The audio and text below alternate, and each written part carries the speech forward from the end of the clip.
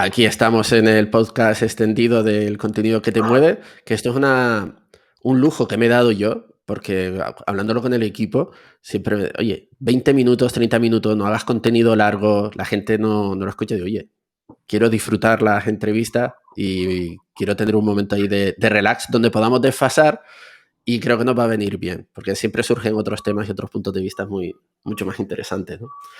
Entonces, el primer punto, la primera reflexión que quería hablar contigo es el momento ajedrez.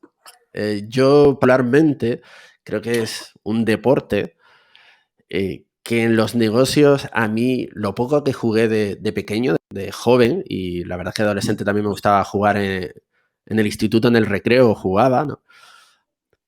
Lógicamente no tengo nivel, ¿no? Pero me ayudó muchísimo el anticipar la jugada, ¿no? El no pensar en lo que tienes delante, en las piezas, en el problema que tienes ahora que resolver, sino en las consecuencias de tus decisiones y cómo eso va a desencadenar una serie de movimientos que luego ocurrirá algo positivo o negativo, pero tienes Ujú. que trabajar con el futuro de tus decisiones. Y eso me parece que en el mundo de los negocios, yo personalmente al equipo se lo pongo mucho de ejemplo, ¿no? Es decir, tenemos que buscar a gente que juega al ajedrez, no que juega a la oca. No voy a decir las damas, que oye, tienen su, ¿no? Pero la oca no es línea recta, tiro el dado y muevo para adelante siempre, ¿no? Y a ver qué pasa, ¿no? Entonces, para mí el momento de jugar al ajedrez y pensar con esa mentalidad me parece básico en el mundo de los negocios, ¿no? Y me gustaría que contas un poquito tu experiencia en el mundo del ajedrez, que creo que es bastante interesante el friquismo que te dio, y si realmente ves que te ha ayudado, ¿no? Bueno, la verdad que es súper interesante por cómo ha evolucionado también mi carrera profesional y las frustraciones como emprendedor también, ¿no? Esa continua evolución hacia, hacia ser mejor emprendedor o esa competencia contra ti mismo, ¿no? Porque al final en el ajedrez también estás compitiendo contra ti mismo, contra tu intelecto, ¿no? Muchas veces, ¿no? A la hora de tomar decisiones.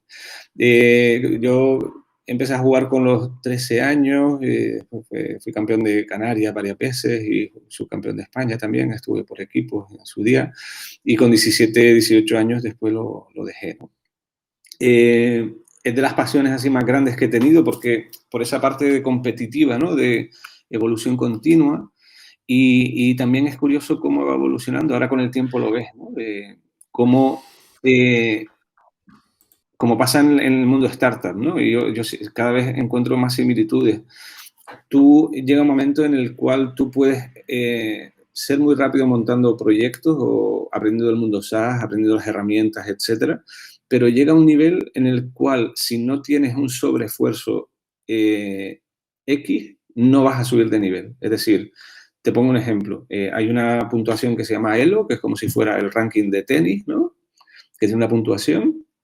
Creo que Carlsen, que es el campeón del mundo, tiene 2.900 aproximadamente. Yo tengo 2.270 y la gente que empieza, bueno, no recuerdo si son 1.200 o por ahí, ¿no? Llegar de 1.200, y no recuerdo ahora porque el Elo ha cambiado en los últimos 20 años, o sea, subir el Elo en los primeros pasos es bastante rápido. O sea, aprendes lo básico, hay por ahí artículos de cómo incluso entrenarte para llegar a cierta puntuación, pero llega un punto en el que crecer de 2.200, no sé, yo tengo 2.270, ¿no? Pues de 2.270 a 2.400 hay una complejidad enorme, ¿no? Pero de 2.400 a 2.000 a 2.900, que ya es Carlsen, es otra liga, ¿no? Es como, si te digo el fútbol, pero multiplicado por 100, ¿no? Porque tú en fútbol puedes jugar en segunda vez y jugar en un partido de primera división y no se nota. ¿Vale? Puedes colar y puedes decir, bueno, más o menos era bueno, más o menos cumplía. Pero en el ajedrez no. En el ajedrez no hay... El que es más listo gana. Es así, no hay excusas, ¿no? Entonces, esa autoexigencia es súper interesante porque cuando dejé el fútbol por el ajedrez, que estuve 5 años hasta los 18 y después volví al fútbol, obviamente era mucho más inteligente jugando al fútbol. Por eso, ¿no? Cognitivamente era mucho más inteligente, ¿no? Y cuando empecé de ahí llegó también toda la parte autodidacta, ¿no? De aprender cualquier cosa con tus propios recursos, porque aprender ajedrez era simplemente con libros y había poca información en esa época en Internet, no teníamos acceso a Internet, etc. Y, y claro, eso ha ido evolucionando en el tiempo. De hecho, he vuelto los últimos 3 años intentando coger el ritmo otra vez y aprendes mucho de cómo tu cabeza funcionaba. Entonces, yo, por ejemplo, que era muy fan de Mijail Tal, que era un jugador muy agresivo jugando, pues a mí se me pegaron y yo estaba obsesionado con ese jugador hasta que descubrí Fischer, ¿no? Entonces, antes era mucho más táctico y con Fischer ya era más estratégico y táctico y posicional, ¿no? Entonces ya no era tan reactivo, sino era más reflexivo, pero tengo que darme prisa porque el reloj se me acaba, ¿no? Entonces vas equilibrando un poco tu forma de jugar. Y muchas veces como juega el Barcelona o el Real Madrid en fútbol, ¿no? El Barcelona tiene un estilo, pero yo soy más de hay que jugar con el estilo correcto, con la persona correcta y en el momento correcto, ¿no? Entonces, ese tipo de cosas también se puede llevar a una startup o a la hora de emprender un negocio, de tomar decisiones, porque al final estás tomando decisiones cada vez que juegas una partida. Tienes que analizar cognitivamente las diferentes variantes, pero también hay una parte de intuición acumulada de años, de todo lo que has jugado hasta ahora, más lo que has jugado los demás que tú tienes que memorizar, más el conocimiento de los finales posibles que puede dar la partida, ¿no? Entonces hay una serie de combinaciones súper interesantes que son similares a cuando tienes un éxito, ¿no? A los jugadores en el ajedrez muchas veces se les enseñan los finales primero, con pocas piezas, ¿no? Pues es como en la startup, si tú no sabes lo que es un inversor y el modo de invertir o el modo de salir, por ejemplo, de una compañía o cómo se gestiona el dinero en un fondo de inversión, mmm, muchas veces empiezas la partida sin saber el final, ¿no? Y en qué tablero estás jugando, ¿no? Y esa parte al final el ajedrez lo que te crea es un framework mental que vas entrenando continuamente, pero que tocas muchas patas, tocas anticipación, tocas cálculo de probabilidades, tocas intuición, tocas los diferentes roles que tiene cada pieza y cómo se combinan entre ellas, ¿no? Y se parece mucho al mundo startup porque al final tú también gestionas personas, gestionas roles, gestionas tomas de decisiones que muchas veces puede afectar a esto o lo otro. Y no significa que se pueda llevar literalmente, pero sí es verdad que te genera el ejercicio de tener el cuerpo más preparado, el cerebro más preparado para tomar decisiones, ¿no? Esa es un poco la Claro, conclusión. antes comentabas el problema o la dificultad que tiene gestionar equipos y cómo en el momento de jugar las piezas, los roles y hay un punto ahí de cómo las personas que están dentro de la compañía, de la empresa, aprovechas lo mejor de ellos para sacar el mejor movimiento en cada instante, ¿no? Y lo Es, veo así mucho, ¿no? es buenísima esa porque una de las... Hay momentos en la partida que son cruciales, ¿vale? Y lo primero es saber que estás en ese momento. Entonces, cuando lo haces en una partida, bueno, eso te puede pasar a lo mejor 5 veces o 10 veces en la vida, en tus negocios. Pero cuando tú estás entrenado a localizar, vale, ¿cuál es en qué estoy en un estado importante para pensar más tiempo en lo que voy a hacer o no? Entonces, ese ejercicio, cuando después lo llevas a la empresa, estás un poquito más entrenado, ¿no? Otra de las cosas que se hacen otro modo de pensar es, vale, tengo esta posición, es importante, ¿qué pieza puedo mejorar? O sea, porque a lo mejor no tienes un plan claro y el primero empieza por qué pieza quieres mejorar y eso puede llevarse a un equipo. Es decir, dentro del equipo que tengo voy a analizar a quién puedo desarrollar más, a quién le puedo mejorar el onboarding, a quién puedo regalarle un curso ¿no? Para que se formen ciertas cosas y crezcan a nivel profesional, quién está aislado, ¿no? ¿Qué piezas puedes mejorar? Eso también es un ejercicio continuo en ajedrez y que cuando lo llevas a la empresa, pues ya te llena con ese ejercicio un poquito más fresco, ¿no? Pero muchas veces y si vas trabajando en remoto, no tienes contacto todos los días y físicamente con la gente, entonces ese tipo de cosas con el ajedrez pues se entrenan. Y yo no entendía el ajedrez hasta hace 3 años de esa manera. Si lo hubiera entendido con 13 años, esa parte más estratégica de localizar los puntos concretos donde la empresa está en su punto cumbre, ¿no? Donde una decisión o un mal email te puede cambiar todo. Eso hay que también sensibilizarlo y esto te ayuda. O sea, no hay discusión. Y cognitivamente es el mismo ejercicio porque tú tienes una serie de patrones mentales y cognitivos a la hora de tomar decisiones, muchas veces automatizados, porque a veces te ha funcionado bien o porque piensas que tienes un instinto, y en ajedrez el instinto no sirve. No siempre sirve, ¿no? Sirve con poco tiempo, pero cuando tienes tiempo, no siempre, al final, como decía Fischer, ¿no? Tienes que hacer la mejor jugada en todo momento, ¿no? O la única, ¿no? Que le dice él, que es como, hay muchas variantes, pero solo hay una buena. Solo hay Solo hay una una buena. buena decisión, ¿no? Solo hay una Claro, buena decisión que te lleve esa, a la victoria, ¿no? ahí es donde le diferenciaba, ¿no? De encontrar esa exigencia, ¿no? De encontrar la mejor jugada Claro, siempre. de ahí la importancia justo de analizar bien, ¿no? Como decías tú, de la estrategia y tácticamente de dónde estoy y ahora con lo que tengo, cuál es el mejor movimiento. Yo ahí la verdad que lo pienso, ¿no? En estos 10 años y justo con mi amigo y socio, con Ale, la cantidad de veces que hemos hablado de los próximos movimientos, la incertidumbre de saber en este instante, decir, oye, creo que necesito tirar por estos movimientos, por tomar estas decisiones, ver qué equipo tenemos o de repente, pues por ejemplo, en los últimos meses ha habido perfiles que nosotros, bueno, para que la gente lo sepa, por suerte, pues tenemos a gente joven con mucho talento y lógicamente crecen y muy feliz de que busquen otros retos profesionales, ¿no? Entonces, pueden estar 1 año, 2 años, 3 años. Tenemos casos excepcionales que llevan con nosotros hasta 6 años, ¿no? Pero es lo normal, ¿no? Entonces, ese momento de cuando te cambian las piezas, que tú de repente hablas con el compañero y dices, oye, que en 15 días me voy, ¿no? Oye, En se resetea el tablero, ¿no? esa no me sirve, eso no me sirve. En ajedrez es cuando un problema aparece, el problema es no haberlo visto antes. Es decir, Claro, no hay excusa, ¿no? No hay, no, es que claro, claro, sí, sí, sí, ¿me eso tiene entiendes, no? sentido. Es decir, No, pero es lo que quería, normal que pase, pero tú estás ahí para que no pase. Entonces, claro, pero bueno, no eres, no obviamente no estás en la tienes el mente de control los de todo, demás, ¿no? Pero no, ¿no? realmente lo que quería comentar es la cantidad de veces que con Alex hemos proyectado los diferentes Ujú. movimientos, ¿no? Desde mirar toda la parte de números económicos del cash flow, de si vamos a conseguir o no X clientes o el crecimiento va a ser X, ¿no? El gasto, todo eso. Entonces, he visto demasiadas personas, sobre todo, bueno, gente joven y gente también oye, con años de experiencia, que su capacidad de gestión de multivariantes les lleva a un estrés muy rápido.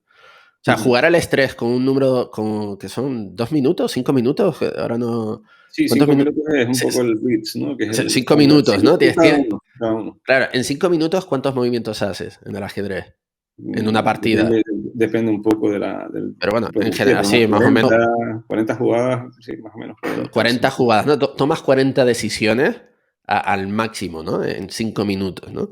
Entonces, me sorprende la.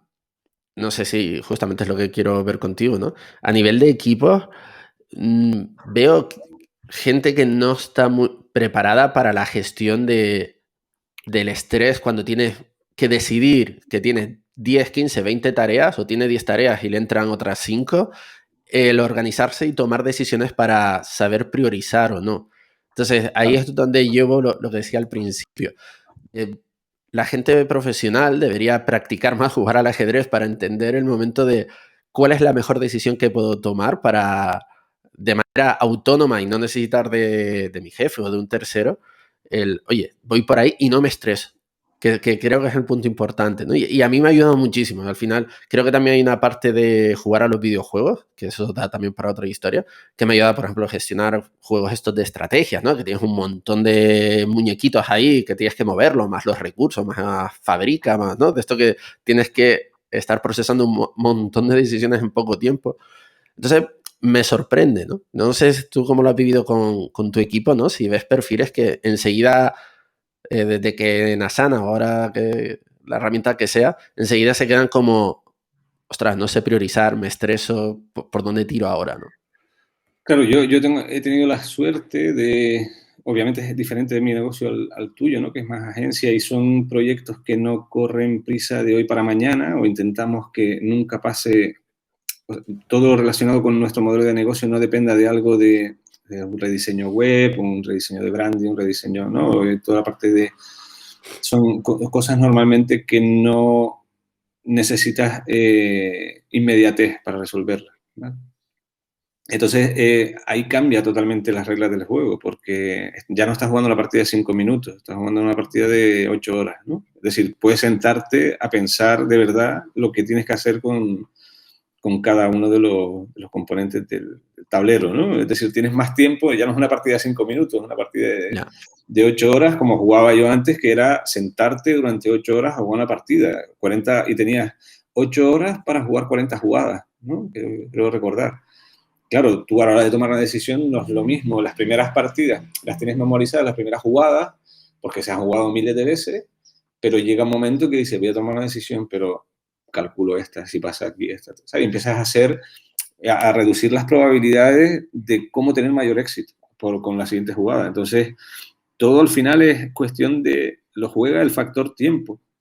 Es el mayor condicionante para tomar una buena decisión. Entonces, cómo se reduce o se amplía el tiempo es un poco, muchas veces viene por la idiosincrasia del servicio o del producto.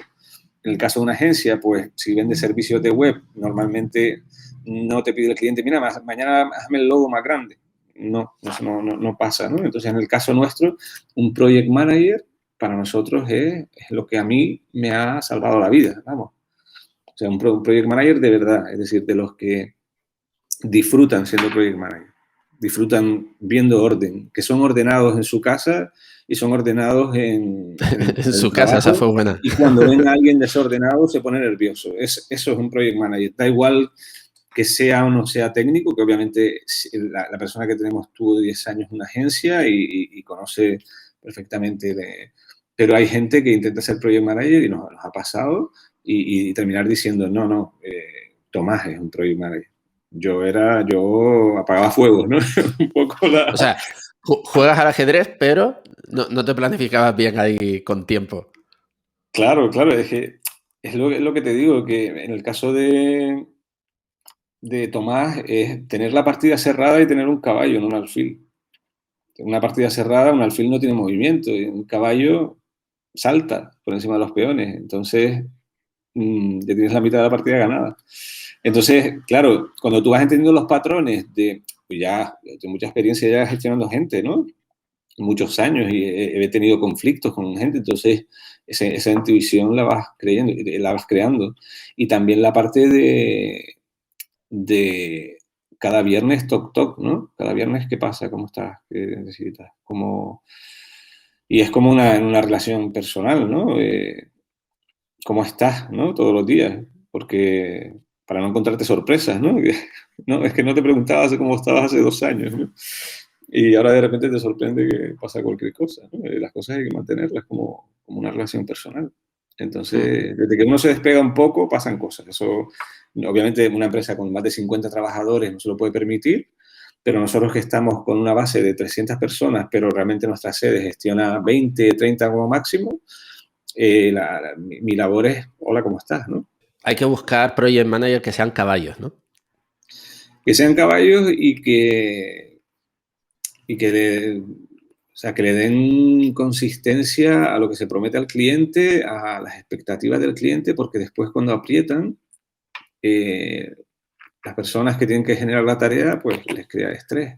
Entonces, la tarea del project manager es gestionar también el estrés y previsualizar que se va a mandar una tarea en tiempo y se va a ejecutar en forma.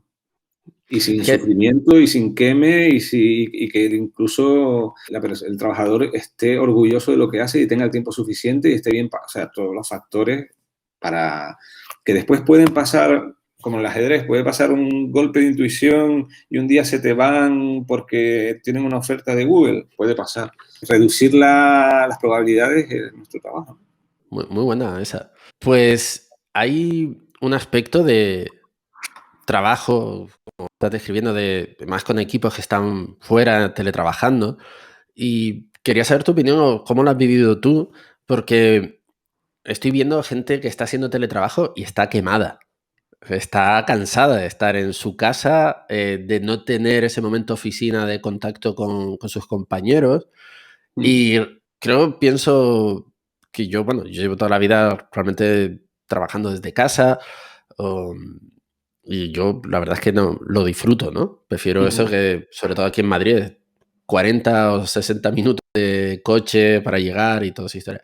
Pero hay perfiles que no están preparados, ¿no? Y parece que todo el mundo ahora es como, tiene que ser teletrabajo, pero no sé si te has encontrado tú en proporción gente que pensaba que podía teletrabajar y se ha visto que no, que prefiere el momento de ir a la oficina, estar con mi horario y el contacto Sí, humano, ¿no?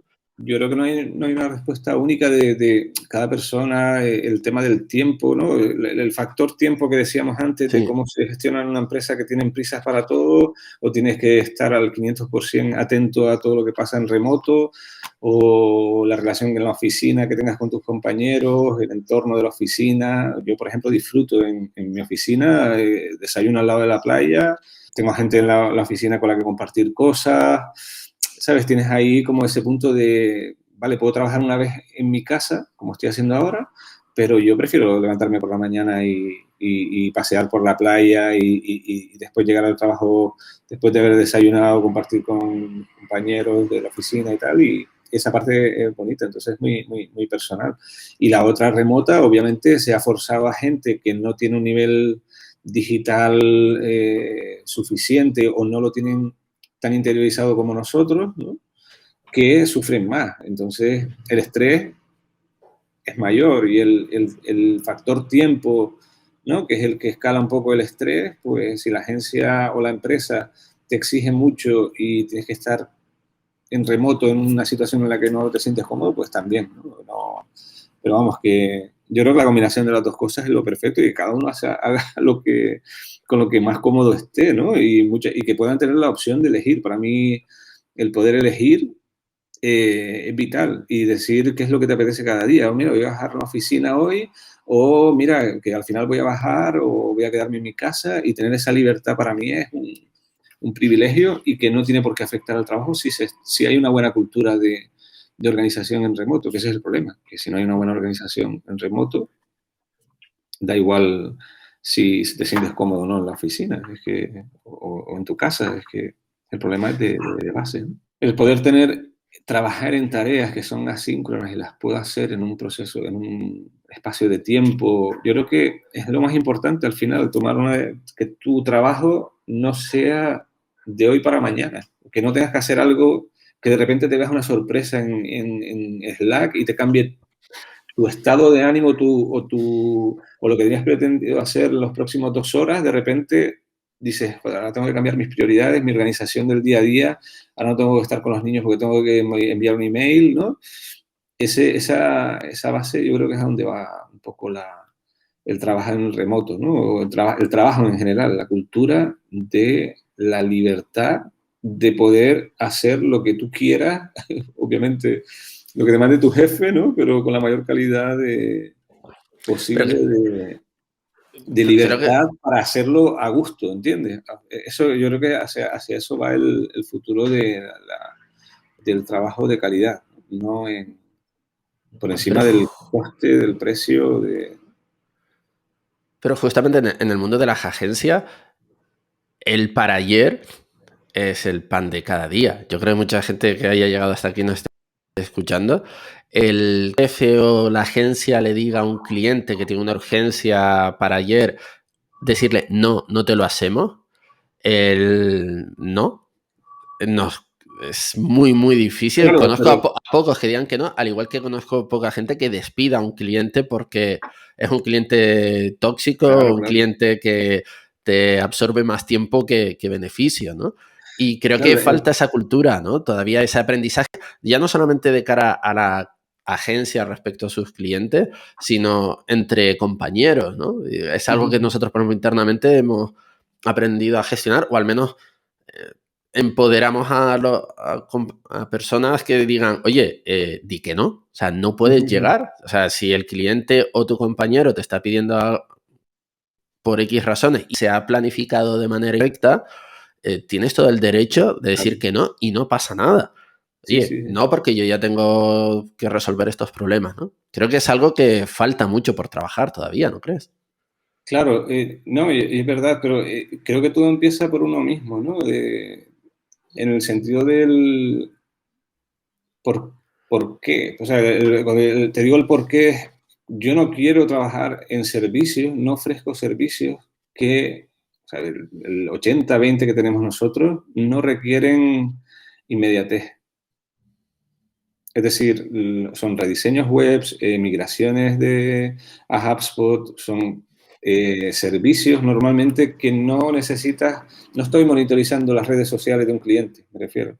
Mira, que pusieron un mal comentario en redes sociales. ¿Por qué? Porque para nosotros es súper importante que la gente esté feliz. Y para eso tenemos que hacer servicios que den un periodo de tiempo y den una rentabilidad, ¿no? Adecuada para mantener la agencia con sus problemas y su problemática y lo que te puede dar, pero hay ciertos servicios que no son pagos, no son rentables, y no son rentables no a nivel de dinero, no son rentables físicamente estar a las 3 de la mañana pendiente de si un cliente en México, que tiene 6 horas antes, alguien le puso un comentario en redes sociales. No es... Entonces, el resto son consecuencias. Gente quemada, gente que está a las 5 de la mañana pensando en que el lunes tiene que entregar algo. Es todo la base de servicios que no son rentables. No son rentables a nivel salud, no a nivel, no te digo a nivel... ¿no? Da para webinar, esto voy a tener contenido para unos cuantos años, ¿no? Porque surge un montón de temas y uno puede ser cómo tener una agencia con muy buena salud y equipos felices. Porque justamente hay ciertos límites que nos cuesta poner y como acabas de decir, bueno, pues cuántos profesionales no han tenido que apechugar hasta altas horas de la noche porque hay que presentar un concurso de una marca que se han enterado, ¿no? Que te dan una semana para prepararlo todo, más entrega aquello, lo otro y cuántas agencias tienen las luces encendidas hasta altas horas de la noche, ¿no? Que hay algunas que han puesto, por ejemplo, es alguna que ha puesto ya en sus oficinas se cierra y se chapa y no se puede quedar nadie más allá de una hora, ¿no? A lo mejor las 11 de la noche o las 12, etcétera. Pero bueno, al final terminan en la casa y están trabajando, ¿no? Se sabe ahí. Y da para un Sí. webinar esto, ¿eh? Me lo apunto. Oye, David, quería comentar ahí, pasando ya un poquito del mundo agencia, el momento emprendigente. Para empezar, ¿qué es ser un emprendigente para ti?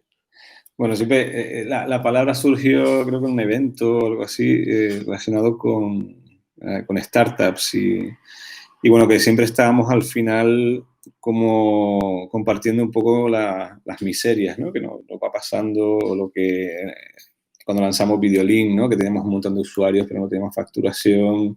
Realmente fue en plan coña, pero se pasa muy mal, ¿eh? Emprendiendo, sobre todo en el mundo SaaS, ¿no? El mundo startup y tal. Y fue una frase vamos, que se ha utilizado mucho, la gente le hace mucha gracia, pero que tiene toda la... Porque uno tiene que poner una cara de éxito, ¿no? Sobre todo cuando arranca el proyecto y tal, pero en el fondo estamos, bueno, todos hemos pasado por ahí, ¿no? De estar en super eventos, presentarlo a inversores, tu startup y tal, y después estar en un hostal vamos, que a $5 la hora, ¿sabes? O sea Al día, por sí, ahí, ¿no? por ahí hemos pasado, ¿no? Entonces, esa parte de... siempre me ha hecho gracia la frase porque hasta que realmente no arrancas un proyecto y lo difícil que es arrancar un SaaS con una mínima facturación, en medio se pasa con muchísima pena, ¿no? Pero bueno, también tiene esa parte, esas historias, y esa dopamina que no tiene otros modelos de negocio y otro... Para mí también significa el momento de emprender sin recursos, ¿no? Es como, creo que es más real que el concepto de bootstrapping. ¿no? Sí, es el bootstrapping, pero a lo canario, ¿no? A lo canario. Al cubano, ¿no? Justo, ¿no?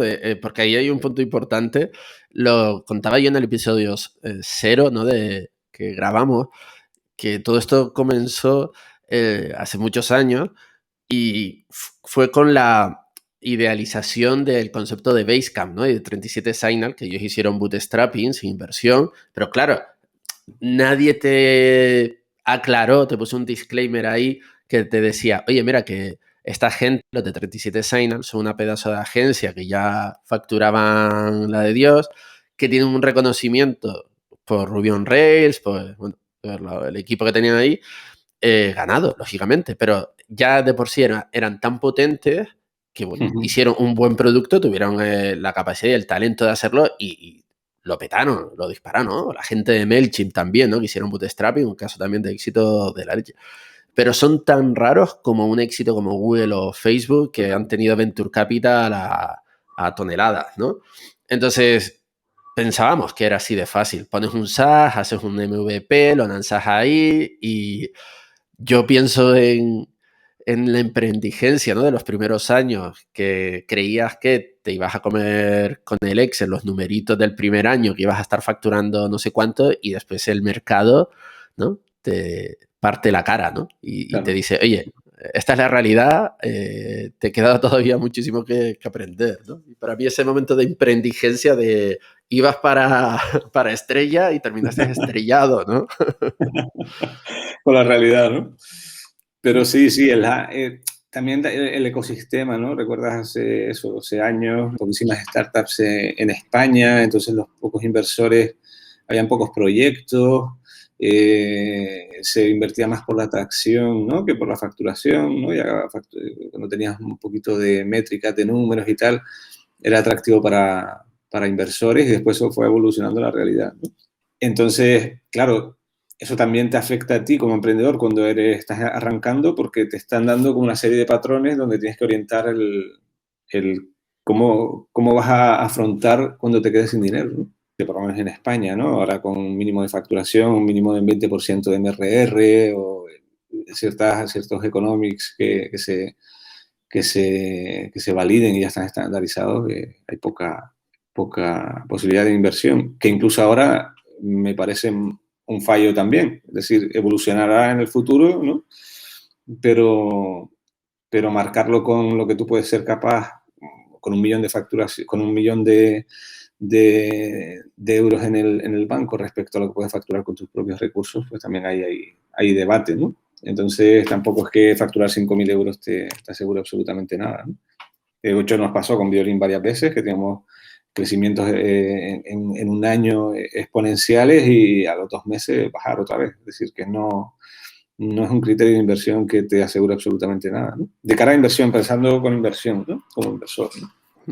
No, hombre, toda la gráfica esta, de la gráfica que es la vida de una startup que sube, parece que vas con el hype a tope, luego te estrellas, Mm. vuelves a remontar, vuelves a caer y después consigues ahí remontar, ¿no? Pero la verdad es que no sé en qué fase Consigues de todo esto remontar. estoy, ¿sabes? No sé dónde estoy, ¿no? La verdad. Ya, ya, ya. No, consigue remontar es también como el Google, ¿no? No todo el mundo, el porcentaje muy alto se queda ahí. Un Sí, poco esa es sí. la realidad. Y lo digo yo que he hecho 600 vídeos para startups y el ¿Cuántas 80% llevan viven? así. ¿Cuántas viven? Uno de los vídeos que hicimos de GetUp, no sé si te acuerdas, GetUp es de los grandes marketplaces de aplicaciones y tal, levantaron, no sé si 40 millones, una cosa así.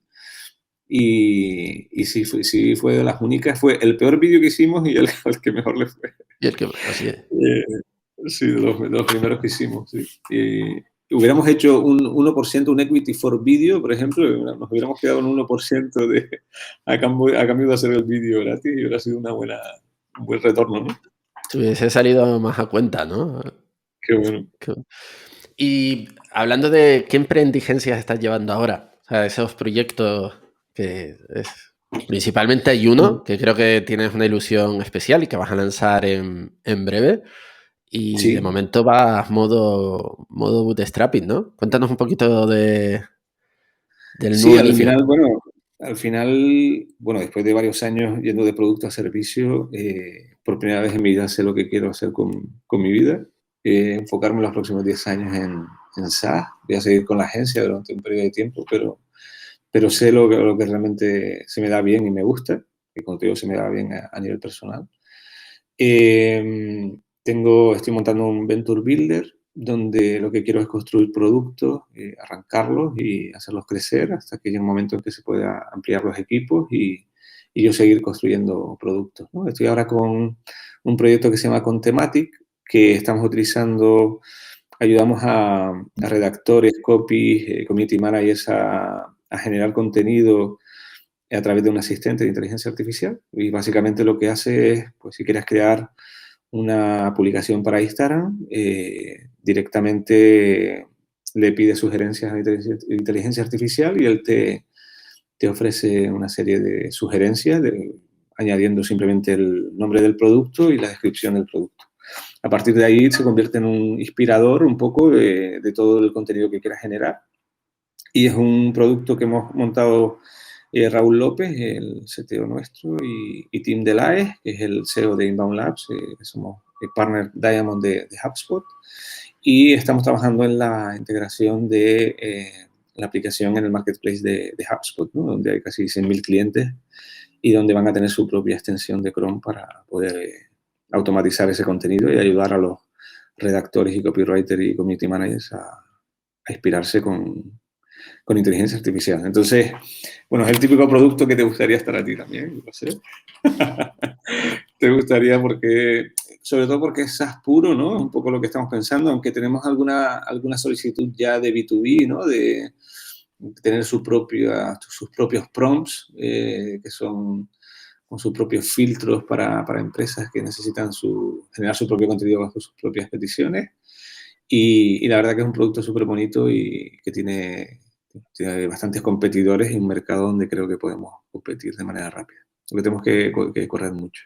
Sí, tienes que ir en moto ya. La verdad es que Sí, la tecnología de GPT-3, yo lo probé el otro día, que me lo enseñaste y estuvimos ahí jugando, y la verdad que tiene un puntito ahí de adicción el querer enseguida seguir interactuando y seguir generando, pues, esa locura que es GPT-3, que de repente pues te saca ahí unos textos, unas respuestas y te hace un desbloqueo creativo súper interesante, que ya en ese ratito que estuvimos, pues te pasan nuevas ideas, nuevos usos, desde el mundo del humor, ¿no? A crearte un alter ego ahí dentro, al querer conversar con lo que creo que de pequeños nacimos, con ese momento de robot, inteligencia artificial con la que quieres interactuar y que lo sabe todo, ¿no? Y tiene todas las respuestas, pues parece que te sientes así, ¿no? Como un niño. La verdad que es un sí, proyecto súper chulo. hay un recorrido enorme, ¿no? Y nosotros lo que queremos es invertir tiempo en estar en ese ecosistema, en esa forma de pensar, porque en los meses que llevamos, la verdad que vale la pena, ¿no? Como el tema de la criptomoneda, ¿no? Como no es algo que sea inmediato, pero donde deberíamos de estar ya y ver resultados a medio plazo, ¿no? Pero creo que no está explotado del todo, sobre todo en la parte de contenido. Hay unas cuantas aplicaciones similares, pero el recorrido y el futuro en base a eso me parece enorme. Nosotros no queremos sustituir a community managers, copywriters, etcétera, como se sigue jugando al ajedrez físicamente y no entre máquinas, ¿no? Pero sí es verdad que tener un asistente que te ayude a generar contenido te suma, ¿no? Y bueno, ya hay empresas que están con más de 3.000 clientes de este tipo, con aplicaciones de este tipo, resolviendo ese problema, ¿no? De inspirarles, ¿no? Yo justo te De iba a co-crear, preguntar, ¿no? De co-crear, ¿no? claro, te iba a preguntar ese aspecto importante que lo he hablado con varios profesionales. En aquella época de Clubhouse, ¿te acuerdas de esa red social? ¿Te acuerdas? Sí, ¿te acuerdas? ¿Te acuerdas? Sí, sí. Eh, mm, bueno, ahí recuerdo tener esas conversaciones con periodistas y creadores de contenido y community managers, etcétera. Si GPT-3 o en un futuro, pues iba a sustituir a lo mejor el resumen de un partido de fútbol, ¿no? De ayer de la selección, ¿no?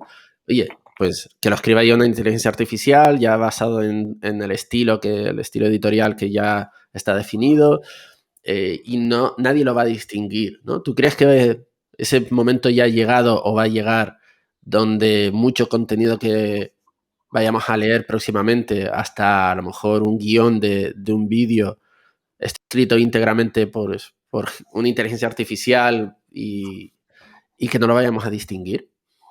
Hombre, yo pienso de aquí a 10 años, si esto ha avanzado de esta manera, sí, desde 2015, 2016, que creo que fue cuando invirtió Elon Musk que en GPT-3, la evolución está siendo no exponencial, es que es vertical. Entonces, ¿qué puede pasar en 10 años con cómo está evolucionando? De hecho, China tiene una tecnología propia que dice que multiplica por 10 lo que tiene GPT-3.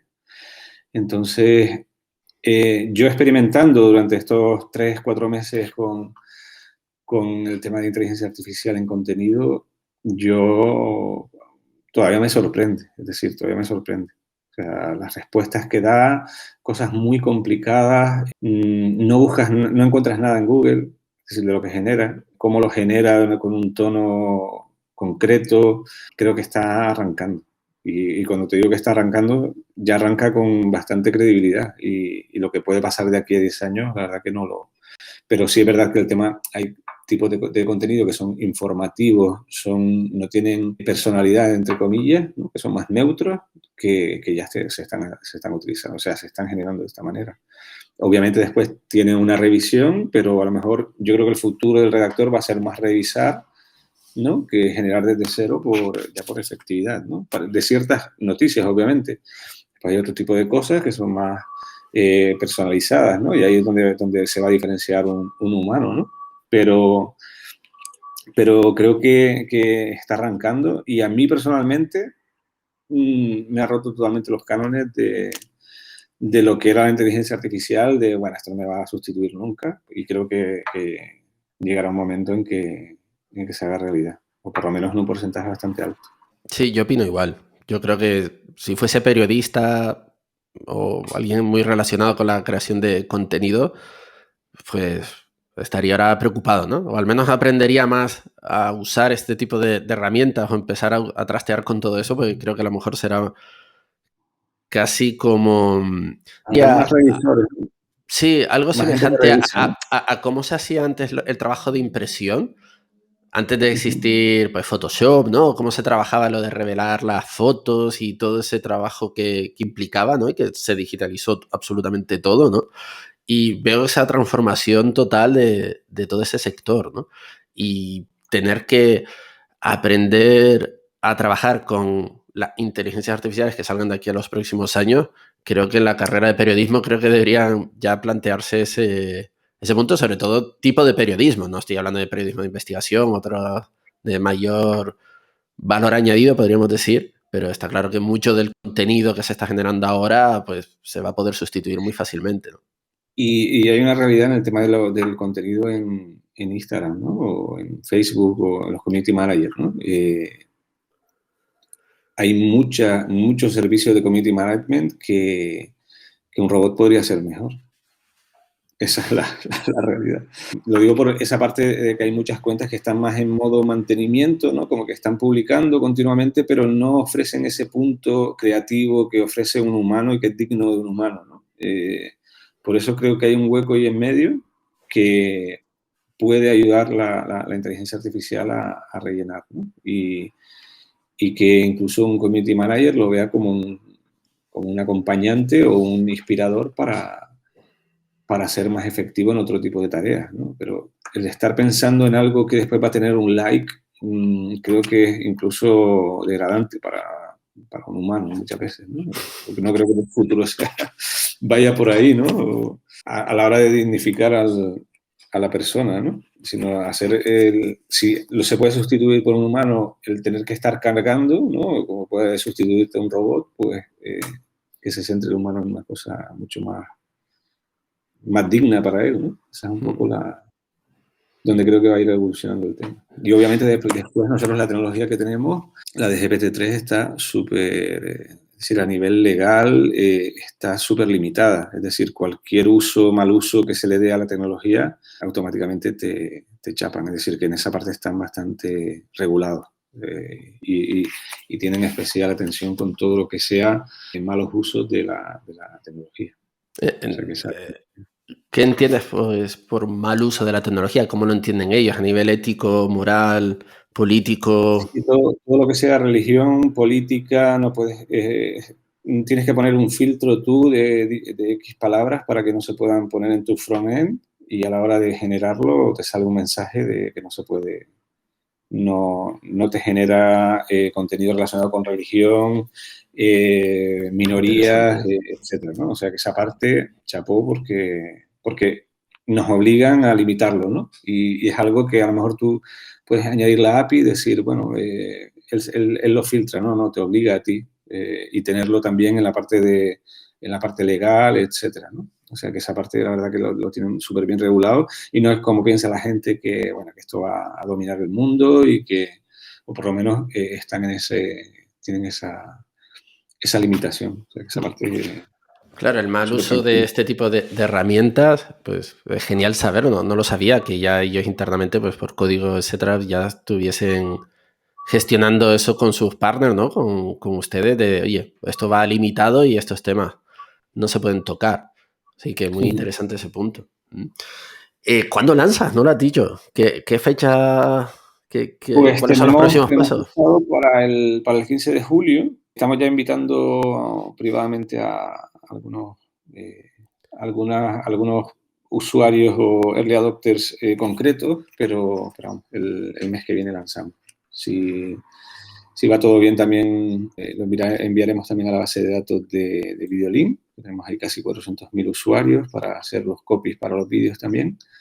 Y lo lanzaremos en HubSpot y tendremos en breve también la extensión para WordPress.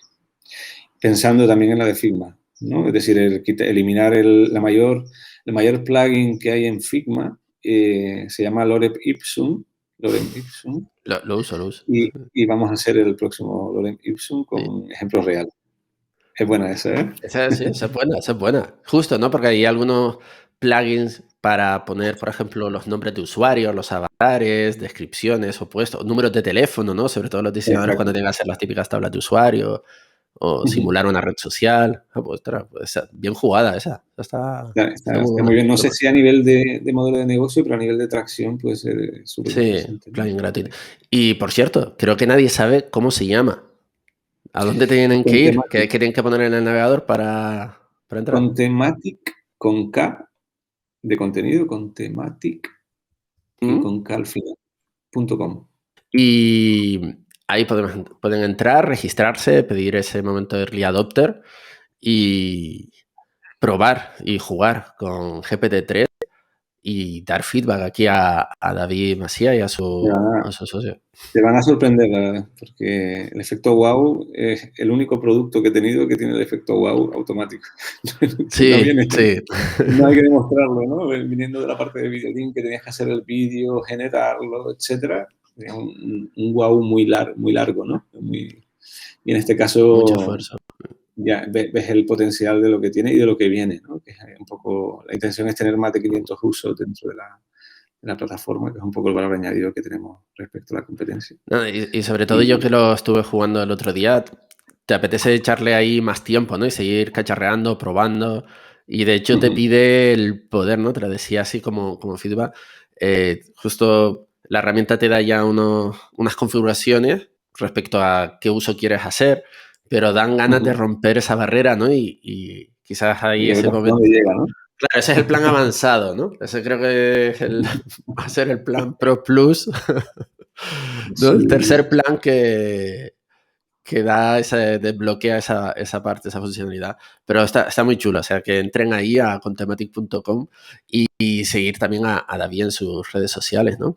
Oye, David, llevamos ya 1 hora y 50 minutos. La verdad es que se me ha hecho ya corto, toca, ¿no? podríamos seguir, ¿no? Pero repetimos otro día, Sí, ¿no? ¿Te parece bien?